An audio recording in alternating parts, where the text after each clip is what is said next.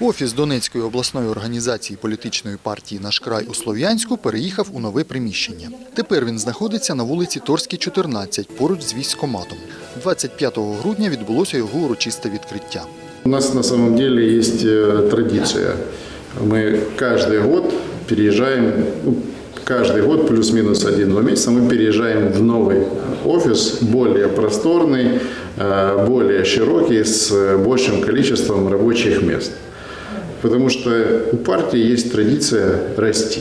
С 2015 года мы увеличились очень серьезно, выросли в разы, и количество наших прихильников стало больше 35 тысяч человек. Борис Репухов є одним із тих, хто став одним із співзасновників партії «Наш край» у 2015 році.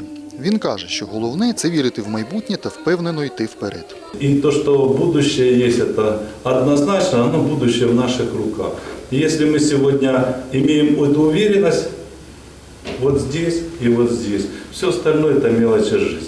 На заході були присутні керівники міських та районних організацій партії «Наш край». Вони привітали обласне керівництво з відзначною подією та побажали подальших успіхів та процвітання.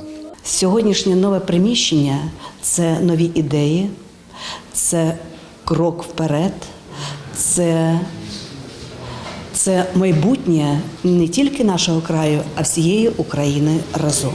Очень приятно было сегодня видеть здесь всех своих коллег с разных регионов.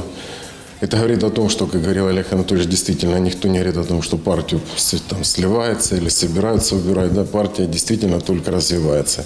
И то, что партия развивается, это показывает то, что были проведены выборы в определенные громады, да, в ОТГ, которые проходили в Донецкой области. Мы видели там, что в среднем партия «Наш край» занимала от 50 до 80%. Это говорит о том, что партия «Наш край» пользуется популярностью в Донецкой области. Організатори заходу нагородили переможців конкурсу новорічних іграшок прикрасимо міську ялинку «Разом», який проходив при підтримці Олега Недави. Ними стала родина переселенців, яка мешкає у Святогірську. У якості призів діти отримали подарунки та солодощі. Идея была наша, конечно. Вместе мы решили, что мы будем делать именно с нашим краем и в цветах нашего края. Я ее форму придавала і розрішала. У новому офісі буде знаходитись ще одна громадська приймальня Олега Недави, куди може звернутись будь-який громадянин.